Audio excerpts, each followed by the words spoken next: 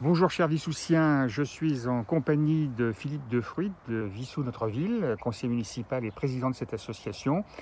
Et il va nous parler justement de l'historique un peu de ce data center d'Amazon à Vissou.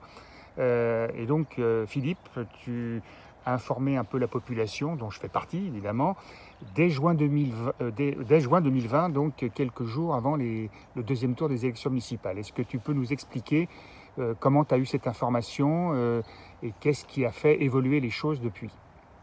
Tout à fait. C'est en effet en juin 2020 que, par une source interne au dossier, on reçoit cette information.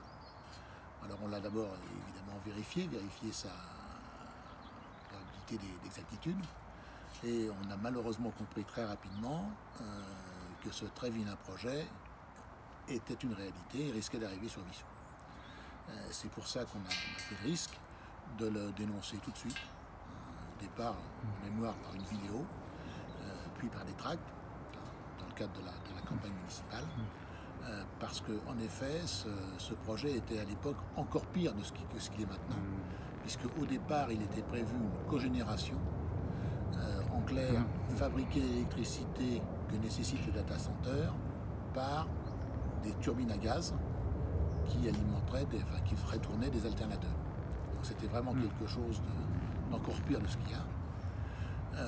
Heureusement, notre mobilisation a permis de modifier ce projet, et on est maintenant sur un projet d'un data center, malheureusement toujours aux portes de Vissou, et avec un niveau de pollution qui continue de nous inquiéter. Alors ce projet qui date pas de 2020, évidemment, qui a dû probablement se faire dans le courant 2019, parce que justement là où ils se sont installés, existaient déjà des entrepôts. Est-ce que tu peux nous dire un mot là-dessus? Tout à fait. Alors, ils s'installent dans une zone industrielle, ça c'est plutôt bien. Malheureusement, ils s'installent dans une zone industrielle qui est collée aux habitations. Et la zone industrielle, elle ne permet pas tout et n'importe quoi. La zone industrielle, elle est aussi soumise à certaines règles. Et dans cette zone industrielle de Vissou, les règles sont qu'il est permis un certain nombre d'activités et il est interdit d'en faire d'autres.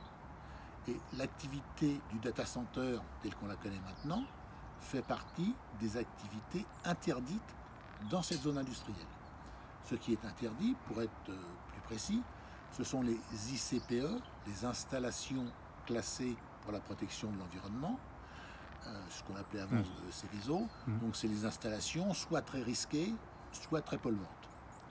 Et comme tout n'est pas absolu, il y a 3 niveaux d'installation dans ces ICPE.